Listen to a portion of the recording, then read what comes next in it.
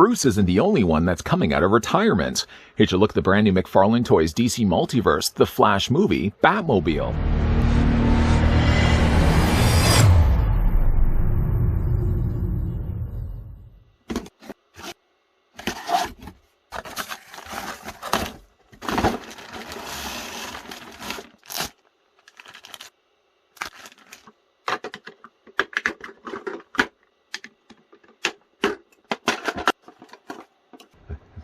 The Batmobile, long forgotten and hidden away in the dark recesses of the Batcave.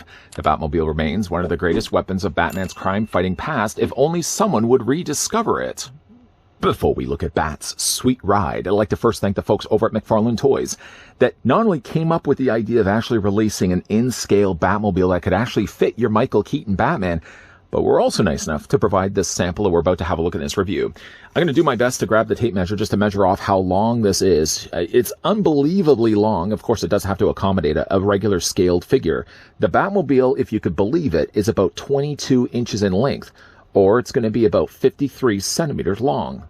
For the obvious figure comparisons, let's bring in the Michael Keaton figure that we looked at earlier, who not only scales well with the Batmobile when he's standing alongside of it, but they've also designed the Batmobile in a way that you can actually open up the canopy and have Batman sitting inside of it, which we will do in a moment. Also to bring in the Barry Allen Flash. The read-up, which happens to be also pulled from a trading card that comes included with the Batmobile, yes, it does come included with its own trading card, almost seems to indicate that it's not Bruce Wayne that rediscovers the Batmobile, but rather somebody else instead, perhaps even Barry Allen. Yes, speaking of the trading card, the Batmobile does in fact come with its own trading card, and as you saw in the opener of this review, you actually have to open up the canopy, and the trading card is conveniently sitting inside. That's a nice little touch. Featured here on the front is the Batmobile.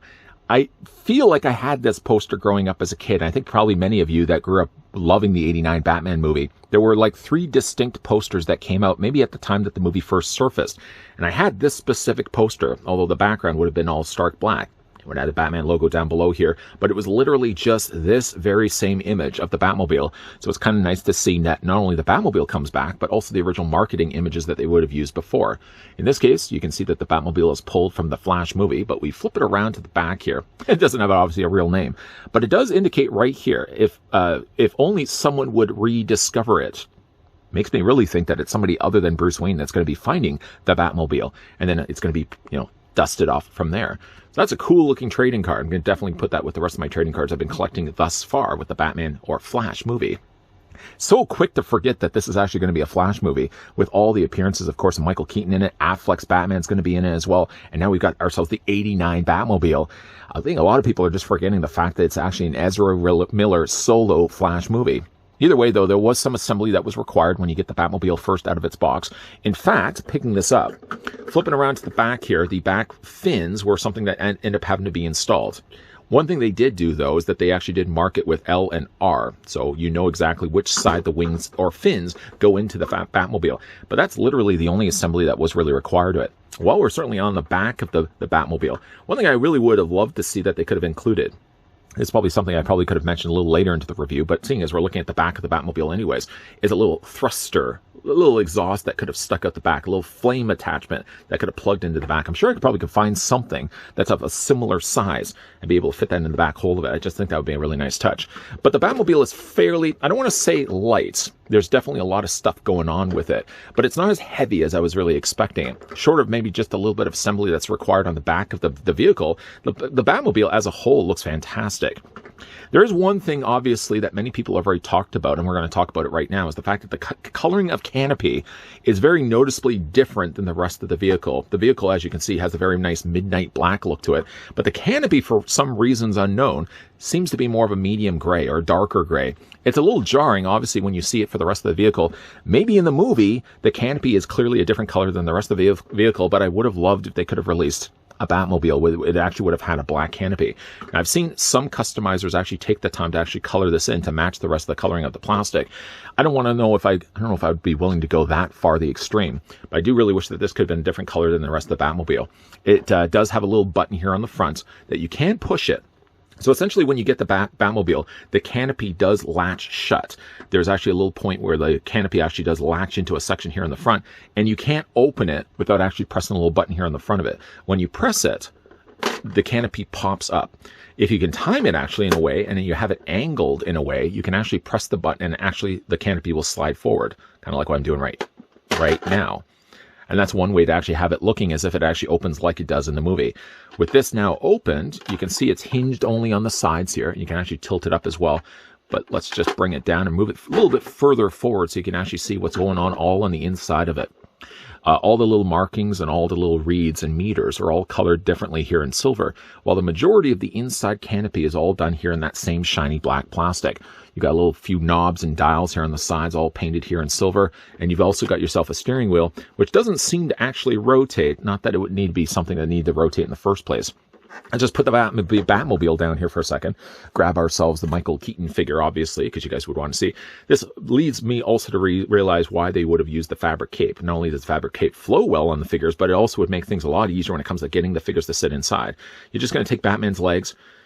You're probably going to have to make a few passes at doing this. You're going to have to take the Batmobile. Obviously, we're going to pick it up right now. We're going to slide Michael Keaton down.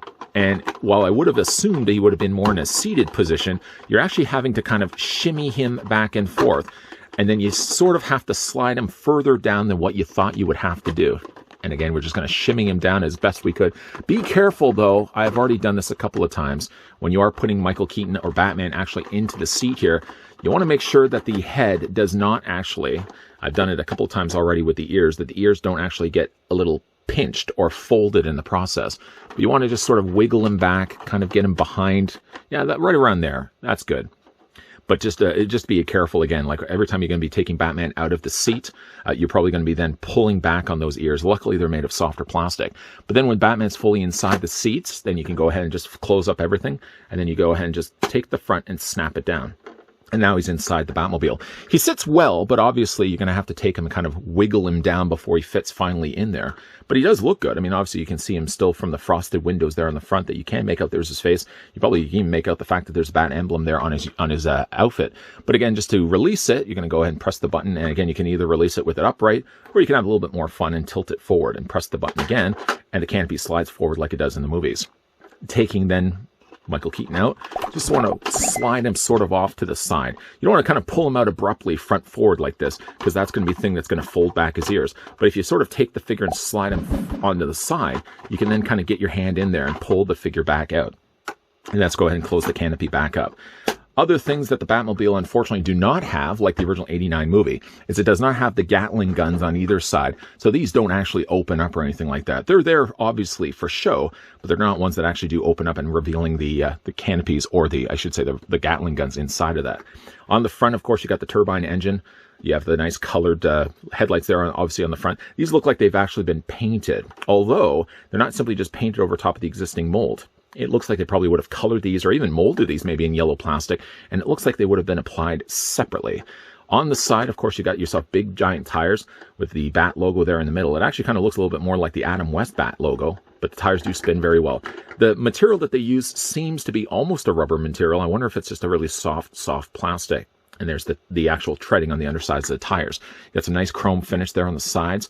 You got I guess this is the exhaust port for what will be, of course, the engine there on the back of it.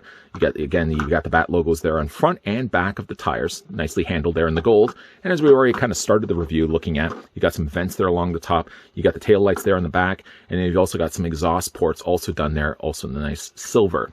The Batmobile rolls fairly well, in fact. Nice large enough tires, so you're not going to have any obstructions when it comes to the Batmobile rolling. I mean, obviously, it's going to be taking up a lot more space on your shelf. It's taking up a lot of space here, even on the reviewing table where I normally would review stuff. But it's a great looking, just the very idea that we actually have ourselves a scaled Batmobile to go along with Batman. Whether you decide to display it with this Batman or the unmasked Batman we'll be looking at in an upcoming review. It's a good, chunky sized Batmobile. This would be something, obviously, and I can even think as well, like if another company was to approach this, they would probably do this as a crowdfunding thing. And even then, just to think of what the price of what this thing would probably be going for, probably like, what, $200? $200? McFarlane says none of that. No. In fact, he's releasing the Batmobile at a very affordable price. Something, again, the plastic itself is pretty good on this. It's a fairly light feeling Batmobile, but the fact it does actually have a working canopy, one that slides open the way that it does, and one that actually does accommodate a Batman figure of this scale, I think it's a fantastic release. Something that any Batman fan, whether you're a fan of the original 89 movie, or you're a fan of just Batman as a whole, a great collector's piece to be putting on the shelf. I can still very vividly remember the time that I went to see the 89 Batman movie in the theater, and the person that was handing out the tickets also gave me a little toy catalog. Because back then, it was also all about marketing. The merchandise you could either buy at the theater, or stuff you could also order at the theater. So they gave you like a catalog that while we were sitting down for the movie to start, you could flip through the pages. And of the memorabilia that they had, I think they had like jean jackets, leather jackets, patches, pins. But they also had the original Toy Biz Batman 89 toy line. They had all the figures, Bob the Goon even included, and the Batcave and Batmobile. The prices in which you also had to order these all, I think, through online, or you had to call in a number and use your credit card. Of course, my parents were really against the idea of ordering anything with a credit card, but even then the prices were a lot higher than eventually what they would be when they hit store shelves. I seem to recall the Batmobile was closer to being about $100, and we're talking late 80s, $100 as well. Sure enough, soon enough, right after that, these things started to hit the store shelves, and I originally did have the original Toy Biz Batmobile, which didn't have the fun of actually having a moving canopy. In fact, it only just had a little windscreen, a windshield on the front of it, and a very open cockpit that you could take your Toy Biz Batman in. How far we've now gone to a company now at McFarlane Toys level that are producing not only a functioning Batmobile with a sliding out canopy, but one that would actually accommodate the more 7-inch scale figures that they've already produced. The Batmobile looks fantastic. Short of the only thing that does move on this being the canopy, I would have liked maybe if they could have actually found the way to include the turret guns, but I know obviously that would have increased the price point on this. And it already at the price of what they're offering this Batmobile for, I think it's very affordable for anybody that wants to get this and add it to their collection. Again, I can't overlook the one obvious thing about this is the fact that the canopy is a dark gray while all the rest of the Batmobile is left to what would be the normal midnight black. I'm not sure why they had to change the canopy color when really it seems like the whole Batmobile as a whole should be all midnight black, unless in the movie the canopy is gray. If that is the case, it's accurate at least to what we get here in the toy, but I hope at some point we do get a second release, a second edition of this Batmobile with all the more familiar black from one end of its tail to the front of its turbine engine. What do you guys think of the Batmobile? Let me know down below in the comments section. Could you guys see yourself picking this up and adding it to your Batman collection? Once again, a big thank you to the folks over at McFarlane Toys that did provide this sample of the brand new Flash movie, Batmobile, that we could have a look at in this review. If you guys enjoyed the review you finished just watching, want to hit with a like. If you guys are loving the content you guys are seeing and certainly on board to see more, just an FYI, we are also going to be looking at the Bat Cycle for Ben Affleck, and maybe we'll probably bring back the Batmobile for a couple of size comparisons. It's definitely going to be a lot more coming your way, so make sure you hit that subscribe button down below. Yes, making sure you're turning on the bell notification, sure. And make sure, yes, you're coming back on a regular basis. As always, guys, thanks for watching. See you guys next time.